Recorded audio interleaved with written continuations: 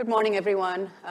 We're very happy to be here. I'm excited to run this panel for us as we kick off these 2 days together. We were having a panel poll. Is it better to go before lunch and be the session between everyone and lunch, or the one after lunch when everyone's fading off? So we decided this is a little better. Our topic for this panel is architecting a carbon-free grid. And really what it is trying to set up and share perspectives around is the enormity of the energy transition that we're all in the middle of and driven by, as we're seeing it, it feels like almost everything that walks in the door from Black & Veatch's perspective is driven by one of three megatrends. It's either sustainability driven, and so within that umbrella is decarbonization, electrification, or it is driven by climate adaptation. And so reliability, resilience, more severe weather events, juxtaposed over an aging infrastructure, and how do we harden our infrastructure to be able to cope with that? And the third leg of that megatrend stool seems to be around digitalization, right? The interconnected, smart, intelligent devices, the availability of data, and that's on the positive end of it. The other side of it is cybersecurity concerns. And so it feels like one of these three trends pop up over and over again, and often, and interestingly, it's an interconnection of all of these trends. And so you're not able to solve, them in a unidimensional way. It truly is a multidimensional problem and challenge as we're looking to transition our energy infrastructure. So with that set up, we've got here three panelists that are each representing three very different dimensions of enabling this energy transition. We've got the electric utility. Rick Maldonado is Vice President, Transmission and Distribution Engineering and Grid Transformation with CPS Energy in San Antonio. And I'm especially eager for him to share some of their experiences and what they have learned and adapted as they've thought about their grid on the heels of Winter Storm Uri that the region experienced, that they were in the middle of a couple of years ago. John Haysbert is Vice President and Head of Government Relations and External Affairs at Hitachi Energy, and he brings the perspective of the technologists, the technology companies that are so part and parcel and at the heart of this transition that we're undergoing. And we heard that in the previous panel with Gil and Chris as well. What an important and increasingly important part technology is playing in really making it happen. And David Bobzien, who is director with the Nevada Governor's Office of Energy, and he's bringing the third aspect of it, which is the government's involvement. Again, the government, both federal and state, are taking a much more proactive role than they've ever had to, and it's driven by the social impetus towards change. It's also driven by just a recognition of how enormous the investments are that are required to be made now, and it doesn't happen without that public-private partnership. So I'm excited to hear each of their perspectives on what they've been focused on from their vantage points in supporting the energy transition. And so with that, maybe we just start from the other end. John, you want to introduce yourself? Oh my gosh. Hitachi. Sure, thank you, Deepa, and thank you for allowing me to be a part of this panel discussion. And GridWise, for all the great work you all have been doing. I was a part of GridWise when I was in the utility industry and then now on the technology side. So I'm very pleased to see how they continue to be integrated and moving forward with the initiatives that we care about. So Hitachi Energy, I came on Hitachi Energy maybe about 2.5 years ago. It's brought on because if you are aware and familiar with ABB, ABB and Hitachi entered a joint venture. And so I was brought on to head up their government relations here in the US. And so what I found interesting and fascinating is about coming from the utility side, I'm now with a company who shares and sells all these products to the industry that I came from. So it's a different hat, it's a multinational company, and it's an opportunity to grow and expand differently. We're probably in 90 countries, 38,000 employees, and we have 4 areas that we really operate in terms of the business units. These is grid integration, grid automation, transformers, and HVDC products. So I think this continuum in terms of what we do as an organization is huge for this energy transition. The other piece from a global perspective, being 38,000 employees here in North America, we're about 4,600 employees. We have 10 manufacturing facilities in various states here in the US. Those facilities are responsible for producing high voltage products. We're biggest global producer of transformers and HVDC. And we have a litany of products and services that we offer to the energy industry. And so for me, having been in the utility space for a number of years, decades, if you will, I've watched this transition. And I've got excited over different times throughout my career as I was learning and understanding what could possibly happen. But at this point in my career, it's like a boost of energy. It's like a joke, not of COVID, but a jolt of real energy in terms of where I think we're going as an organization. I think we're going as a country, and I think where we're going with technology. And I'm trying to explain that, not only internal, but folks external, to really understand what's going to take place. Yes, there's some challenges. There was challenges when we talked about smart grid deployment. There's challenges when we went from gasoline vehicles to hybrid vehicles, and there's always expectations and people being apprehensive. But what I see getting ready to take place over the next 3 to 5 years is critical for our industry in terms of us to be partners and help with this acceleration. So with that, I'm glad to participate on this panel, talk about some of the technologies that we think are important moving forward, and then answer any questions possible. Thank you. Thank you, John. Rick, do you want to go next? Sure. So good morning, everyone. Rick Maldonado from CPS Energy, which is a municipal utility in San Antonio. We have a very compact service area, which is effectively just one county, Bexar County, which is primarily composed of the city of San Antonio. So we are vertically integrated. We have generation, transmission, and distribution, and gas. Our generation portfolio does include both nuclear, coal, more wind, and solar are comprising our portfolio on an ongoing basis. We do have plans, at least we're going out for public comments on the future of our coal plants, which we do have internal targets to be carbon-free. So we know where that's going to end up.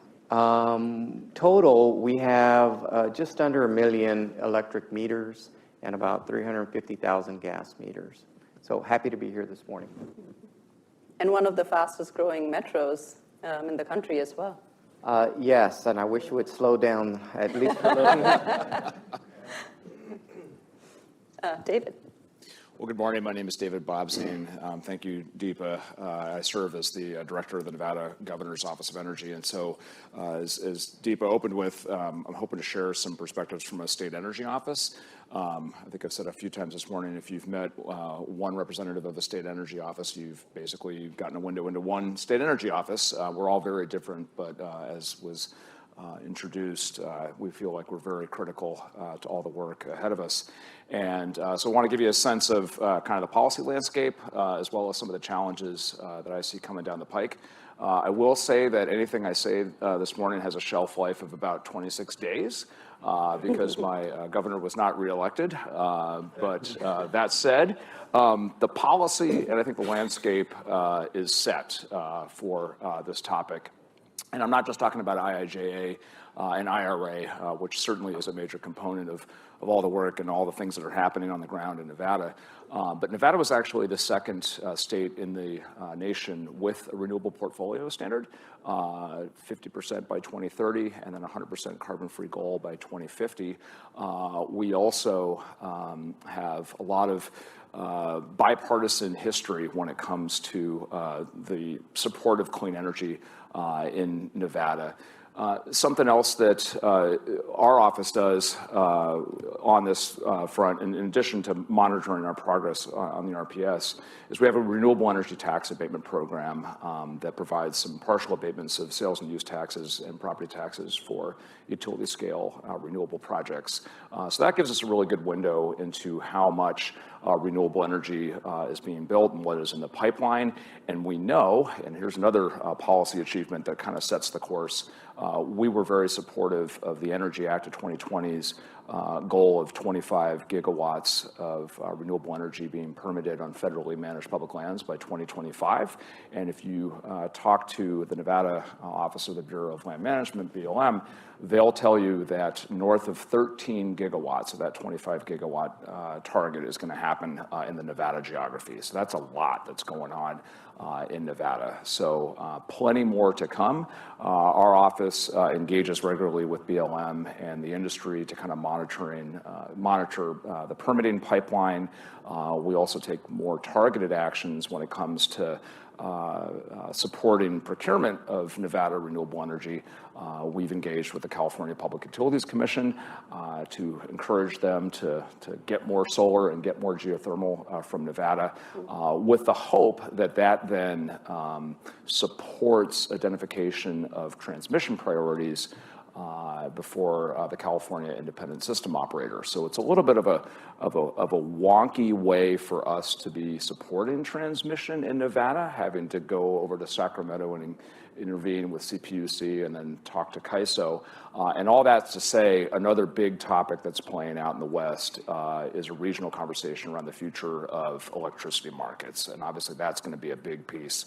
We know from something that was done called the Western Flexibility Assessment in 2019 in front of the Western Interstate Energy Board, that with all the clean energy targets that the states have in the West, without advancing electricity markets, we're going to have serious problems with congestion in the 2030s and beyond. So that's just to show you how much is going on. Closer to home, though, and this is something that is kind of keeping us up at night, but I think gives us a window into just how on the ground we have to get when it comes to advancing sort of the public's understanding of the need for these investments. Nye County in southern Nevada last week passed a 6-month moratorium on all solar projects because they want to study it.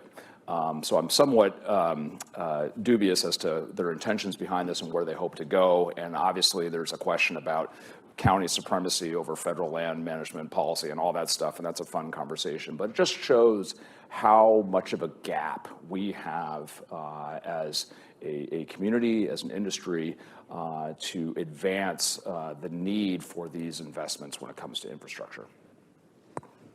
Thank you, David. And I know we were talking about this before we stepped on to the panel, but just given the enormity, and you listed a number of different initiatives that you're either supporting or backing in various ways. Can you talk a little bit about the capacity constraints? And Maria talked about that a little bit this morning as well. How can industry help? How do you feel about the bandwidth that you have in the governor's office to be able to keep your eyes on all of these different, moles that are waiting to be whacked? And what are you looking for? Yeah, I mean, it's interesting. Some of us have been around long enough to still have the hangover from the ARRA era, and in our office, we still have some of that lingering around that we have to deal with. And so now you introduce IIJA and IRA, and that's like 10x what was dealt with before. So a lot of challenges ahead. We're an office of 10 currently. We have one program manager that's dedicated to transmission and grid issues, and she is running as as fast as she can to keep up with the steady drumbeat of things coming through the door. We feel like we are ahead of the game when it comes to 40101D and that program that's going to be bringing in millions to Nevada. And we've got some great partnerships that have developed with our investor-owned utility as well as our co-ops and how we're hoping to deploy that money. But now it comes down to, with all of the other pots and the opportunities that are coming, we need partners. We need people to come in the door and say, hey, have you thought about this? Have you thought about that? And don't be shy.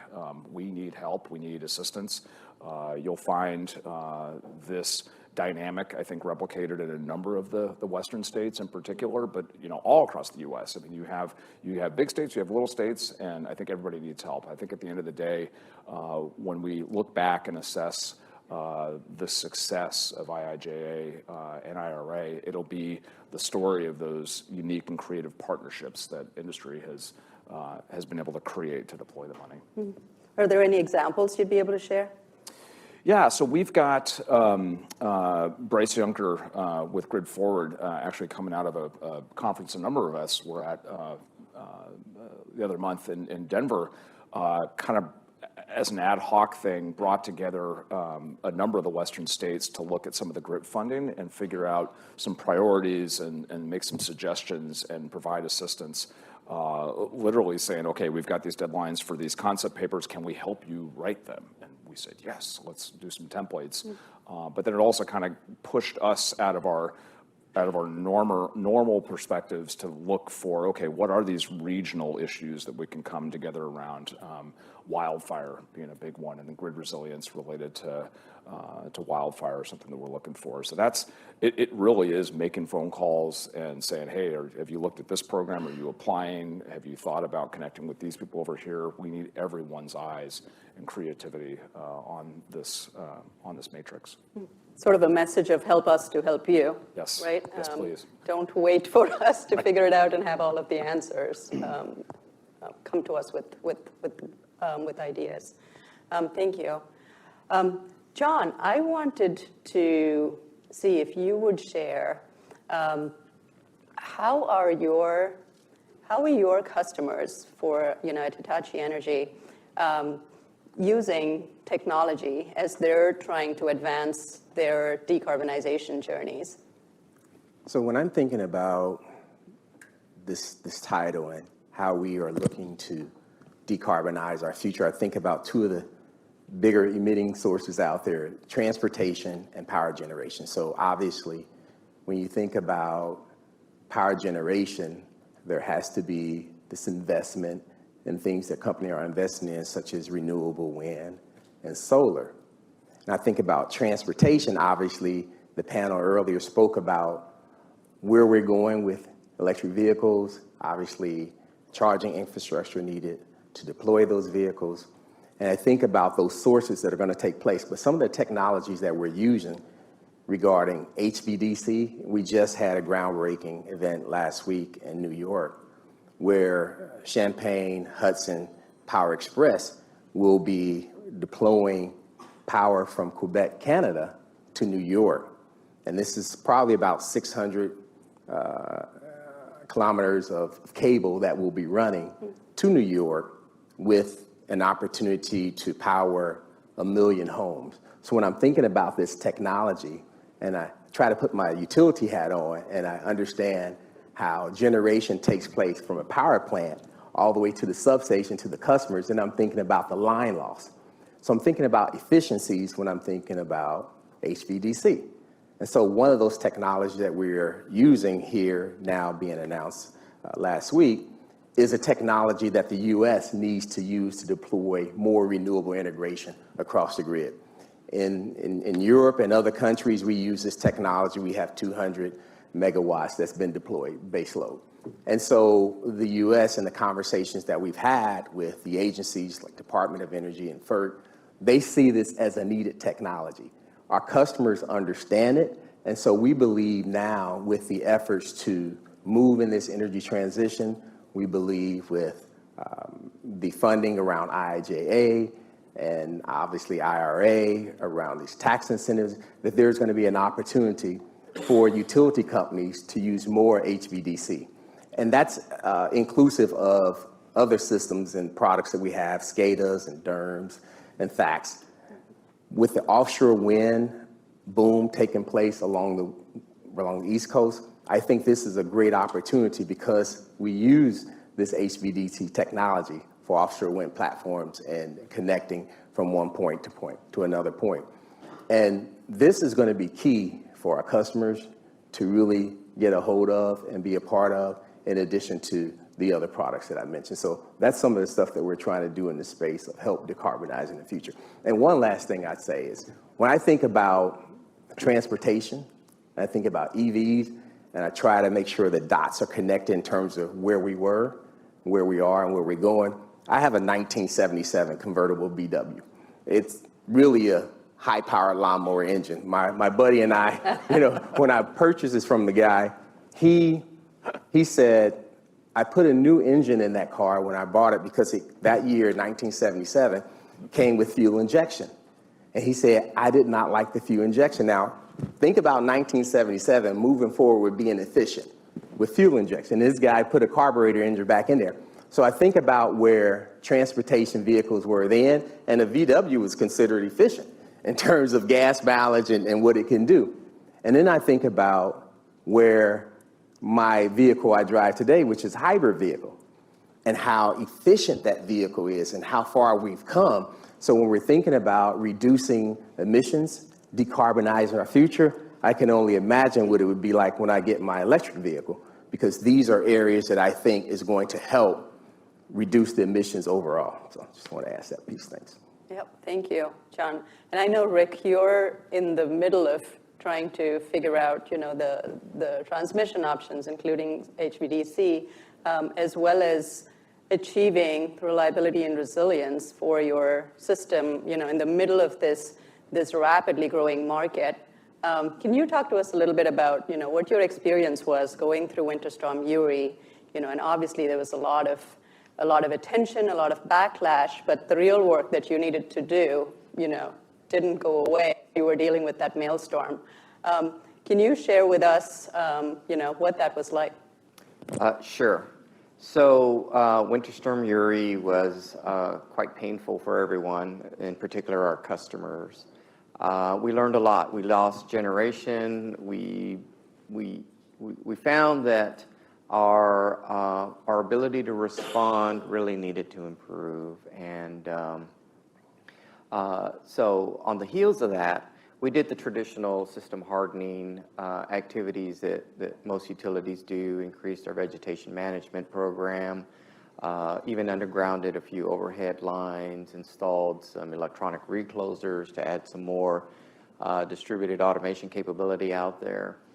But one of the outcomes of that was that we realized that our rate for improving our operational capability really needed to be ramped up. And so we took a step back and enlisted some help to help us re-strategize and our actual grid modernization philosophy to really revamp our strategy, which helps us prioritize what projects we're going to undertake in what kind of sequence. And we developed a roadmap, which went from, what we traditionally look at a 5-year horizon, and now we're looking out 10 years. And one of the other aspects of this roadmap was that rather than looking at it from a silo perspective of upgrade to upgrade for our operational systems or our system, that we really needed to broaden out the stakeholders, so that we rolled in our IT group, which oversees our communications group. We heard a lot of the significance of that from our previous panel. But also our cyber team, because we're going to be deploying so much more equipment out there to really bring in that situational awareness, that our plan and our strategy had to evolve significantly. So I'll cite one of the examples of that is for our SCADA systems. We went through an an ADMS, which is a distribution SCADA system upgrade. And then quickly on the heels of that, we realized that, with the emergence of DERs and electrification, that we really needed to have more capability on the distribution side than what we had, rather than just standard SCADA functionality for our distribution system. We needed to have that greater level of awareness and responsiveness like we do with our transmission system. And so we actually set out a roadmap which included the view of all of our SCADA systems and how they would dovetail together and complement one another, so that eventually one of the outcomes that's currently in our roadmap is that we're going to have an integrated transmission and distribution SCADA system. So we see that in our future, and that was a direct result of looking back at the event and understanding what kind of operational capabilities we had to improve on. I think one of the most important things that comes out of this that was just a learning is that when you get a bunch of people in the room and you're having conversations about what your technology needs are and what your capabilities should be, there's more needs than resources, both people and money. And our roadmap is really putting us in a position where we can have reasonable conversations with all the stakeholders and setting priorities and really determining what our plan forward is for grid modernization, which is very, very different than what we did before Winter Storm Uri. So I'll stop there. Yeah. Thank you. To me, the notable, and most impressive thing in what you said and what you all did was having that ability in the middle of that storm, literally and otherwise, to step back and really use that as an opportunity to strategically think about your grid modernization efforts versus, yielding to whacking the moles, because there were many moles you could have just, started whacking at right there. And, I will say from our experiences, we're working with various clients as well, that has been a critical sort of distinguisher between the ones that feel like they are working a plan that is directionally taking them towards their goals versus the clients that are coping with what is happening to them. The ability to step back and be able to develop a strategy and a roadmap for where you're trying to go, not only pulls together all of the different elements of being able to think through, where's the technology going? Where am I in that technology envelope? What is it that we as an entity have the ambition and the ability to take on? What is the regulatory environment? Where are the funding sources going to come from? What is important to my community? And trying to put all of that, against that strategic roadmap not only creates the North Star for the enterprise, but becomes a very powerful communication tool, which is kind of a nice to have benefit, because it becomes it provides those talking points for where you're trying to go and the level of investment you're making and the choices you're making, and those trade-offs. So for CPS Energy to do that in the middle of all of the heat that you took and everything that was going on there, I think really made a big difference to where you're working a plan, right? And it's nice to be able to tell that story. Yes. Yeah, it was quite painful. And, so we're still answering questions today, 2 years later. And it's very nice to point to the plan and to at least give an indication that we have a strategy for not going through that same situation from a customer perspective, making that experience as completely different than what we had 2 years ago. Should we ever have another event like that? Hey, on a related note, and you mentioned this when you were speaking, Rick, but how are you thinking about leveraging DERs as a resource? So DER is inevitable, and it's both a complication and an opportunity at the same time. Simultaneously, we're looking at the situation with two different lenses. So no doubt, from you talk to any utility person, the retirement of large load following generation sources and replacing that with multiple discrete distributed energy resources adds a lot of variability to how you operate your grid, and that variability directly translates into a lot of complexity into how you respond to that. We are not at the capability that we want to be at today. We're learning, and so you got to start somewhere. We're deploying distributed energy resources and trying to learn as much as we can. We do recognize that in order to do that, our systems need to improve significantly, which is why we had the SCADA roadmap mapped out for us.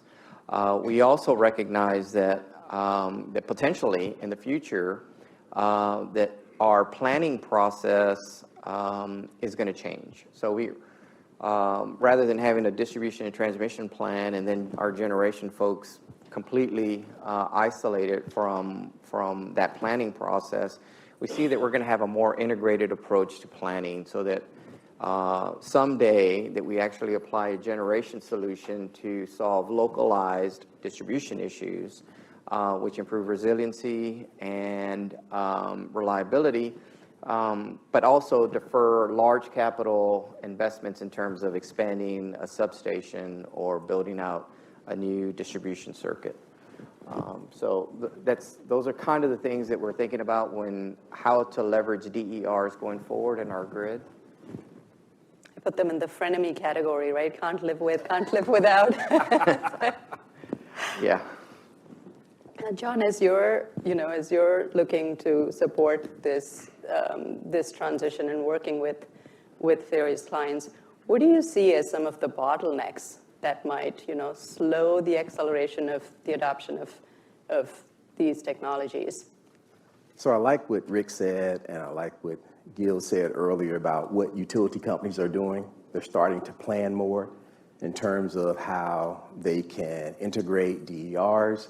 And so obviously these technologies that they're using, from SCADA to FACTS, these are technologies that we help sell and deploy through their system.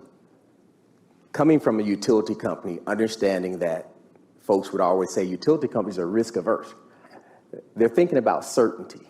And for them to plan, they have to make these case decisions in terms of how they're going to deploy technologies. And so we choose this, but we know with Econ 101, there's a cost associated with every decision you make. So they have to make the best decision. The bottlenecks that we see that will possibly occur is not having a national transmission plan, because when these renewables come online, when the EVs are charging, we're going to have to build out what they talked about earlier is this antiquated transmission line. While it's sturdy and reliable to some degree, we've seen cases where they've not held up. And the technology, just like a 77 VW, is older. And so we have to do something. So we think that transmission is going to be a bottleneck in terms of how we're going to be better at siting and permitting and building out a new transmission. The supply chain, which they spoke of earlier, obviously we're a multinational company. We're able to source from other countries on a global perspective. So we're able to meet the demands of our customers and at the same time educate the agencies about what it means to have a sourcing capability when you're in this energy transition, because you can't build a manufacturing facility tomorrow and expect to deploy those technologies. So the bottlenecks around transmission, build out and deployment, permitting siting associated with that. The bottlenecks around supply chain is an issue. Obviously, our customers' orders are 2 years out now and beyond for transformers. And so we see that being an issue. And then I think the last piece is workforce.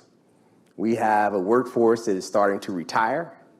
We have Gen Xers who are moving into these spaces. And then we have the millennials. And then we have facilities and manufacturing locations in areas that are rural. So the transportation could be an issue. The housing could be an issue.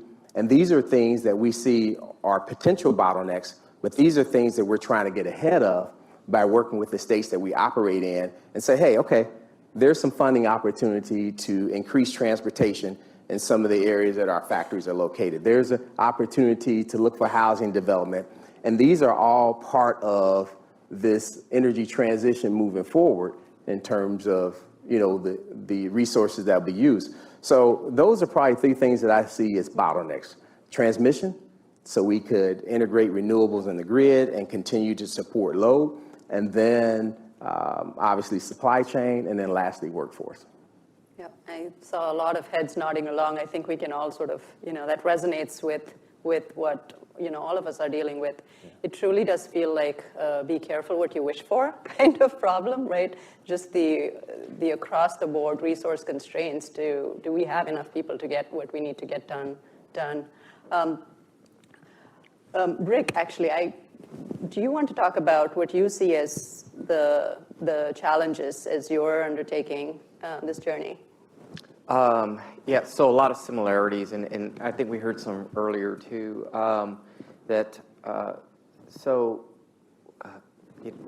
we're deploying generation resources on a distribution grid that was, when it was originally designed and built, was not intended to house generation resources.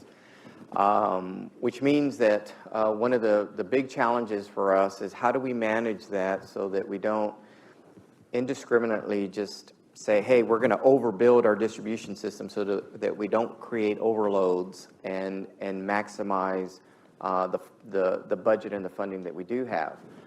I think one of the other challenges that we have is in our workforce. So our distribution operations folks, so we're going to ask them to effectively operate like a transmission operator, only on a system that is much bigger, changes a lot faster than a transmission grid, and has a lot more sources on it, just whether it's generation sources, or in the cases of batteries, sources that can turn from load to generator. So, getting that workforce and providing them with the operational system so that they can get the necessary situational awareness in a very timely manner and be able to respond effectively. The opportunity in that is if we can do it well, and if we have sufficient automation and operational capability, then we can solve a lot of issues in terms of generation and resiliency and create microgrids and deploy resources that are being built today anyway, from like folks that are putting up solar on their roofs and putting a battery pack for their Tesla, potentially going beyond the meter, behind the meter, and using those generation resources to be able to solve distribution level challenges. Yeah, thank you. David, as we're thinking about IIJA and the federal funding that is going to become available, how do you see the roles of the state and federal government and that interaction evolving, as this all plays out?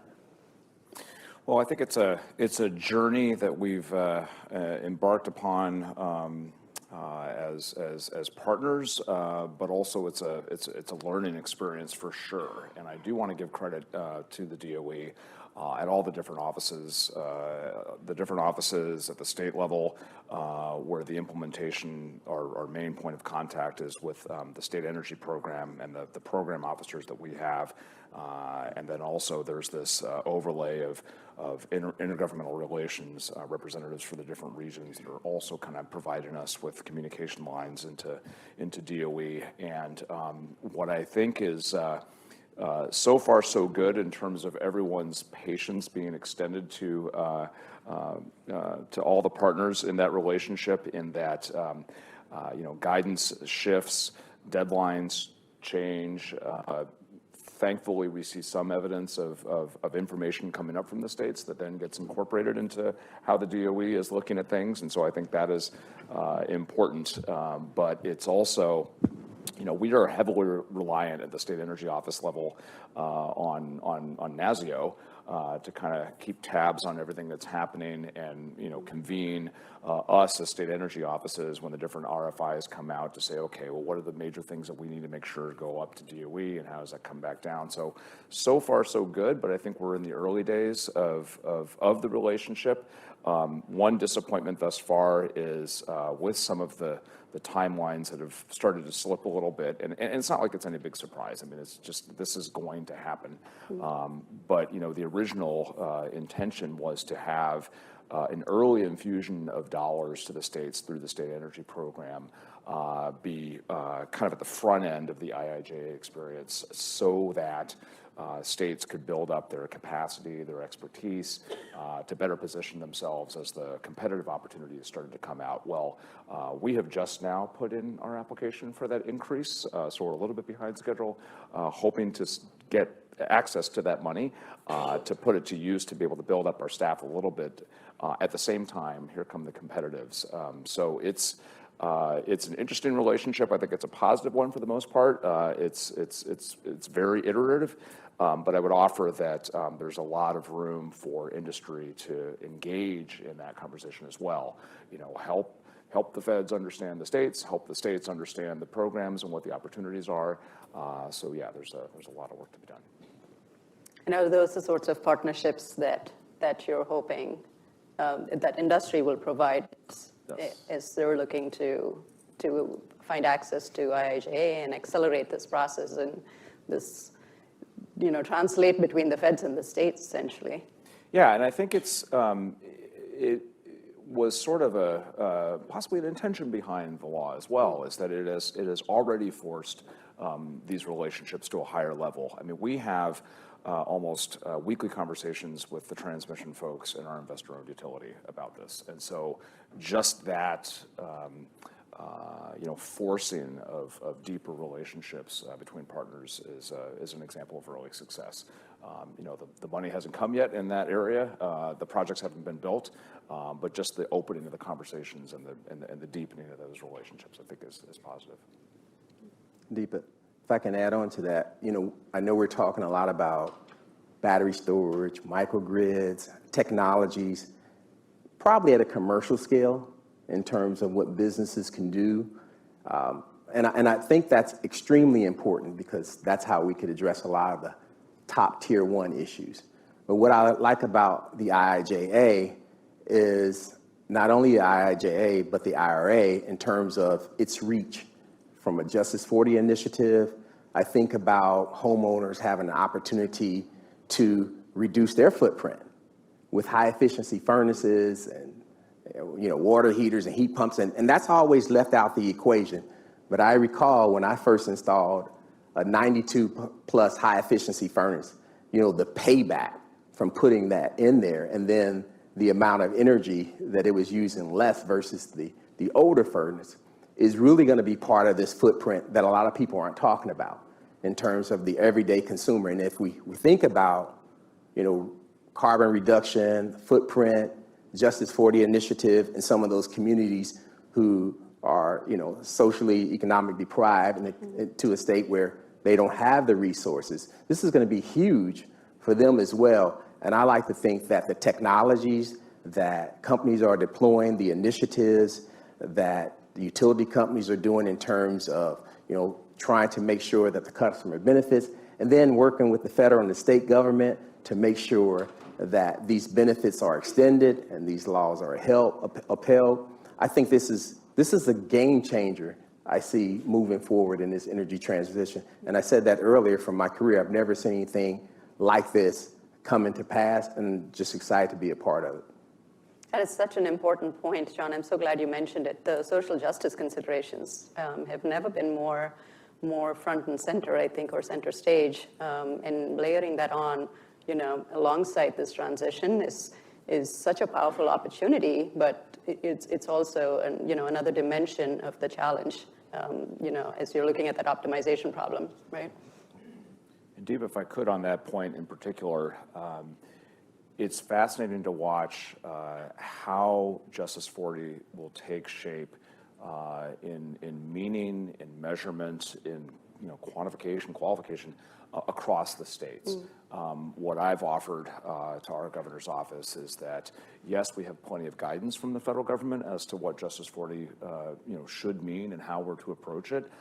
But at the end of the day, I think a big test and a big venue for us to be able to make the case as a state energy office as to whether or not we achieved our Justice 40 goals will be 63 state legislators in Carson City that will be going over our budget and asking questions about what we did with the federal funds when it came.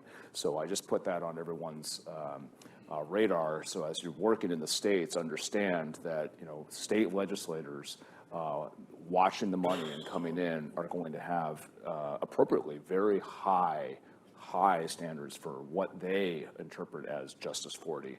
And so it's going to be up to the state energy offices to make the case. It's going to be up to the partners to help make the case that when that money came to a given state, it was spent and it had meaningful impact. And David, to that point, this is something that hadn't been done to that level. It was usually check the box, this is a rate case we're going for, and this is what we'd like to recover. Well, now the stakeholders' voice has been amplified. And that's a good thing because you can get different perspectives in terms of who's going to be impacted, what makes sense to be recovered. And so you're right, you have these legislators and PUCs who are going to have to be convinced that the decisions that are going to be made, the technologies that companies like ours sell and deploy, the utility companies who are implementing this in their program, this more inclusive process, I think, is something that's going to be beneficial. It's going to be a lot of work. So people got to recognize you just can't say, hey, this is going to happen. It's going to be easy. We want to throw up our hands. People are going to have an opportunity to engage differently and look at the carbon footprint that could be reduced in their communities overall and in the country. Absolutely. Hey, I want to stop here and see if we have questions. Richie, I don't know if you have some that are coming in online, but we have about 10 minutes, so I wanted to make sure we gave our audience a chance. Let's go out to the audience and find none in yet. Okay. Yes. Good morning, Larry Beckett, Portland General. Rick, maybe a question for you. Being a vertically integrated utility inside of ERCOT, you're the provider of last resort. How would you compare your customers' experience to, say, customers that are outside of San Antonio? Well, Not to put you on the spot. yeah. So looking strictly at the reliability numbers, SAIDI, SAIFI, the traditional measures,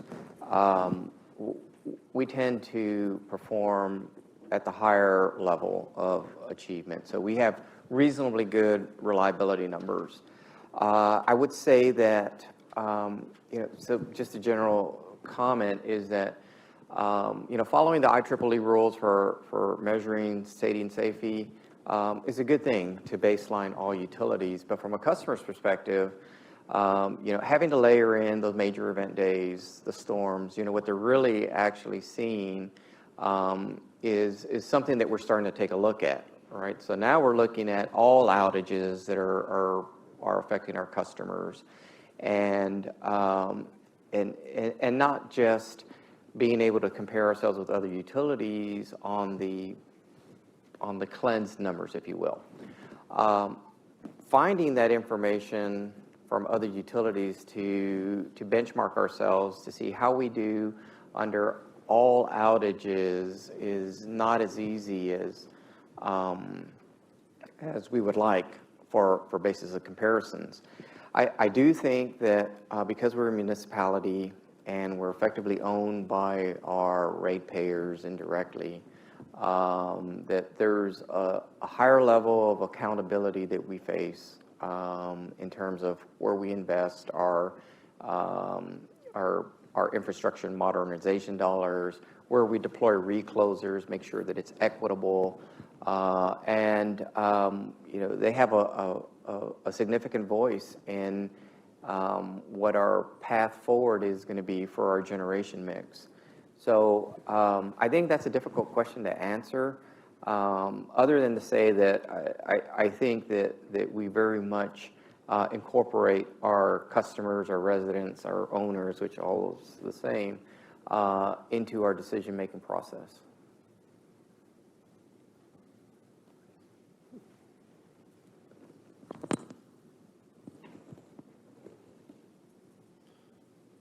The questions? Any more questions here? About that VW. I think we're ready for lunch. I'd like to thank John and Rick and David. Thank you all for helping to highlight, this integrated approach across the multiple stakeholders that's needed as we're tackling, architecting, our carbon-free grid. I'm really looking forward to the sessions that follow, because I think we'll start building on, some of what we've heard here, and I'm really ready for that. So thank you, and let's break for lunch. Yep.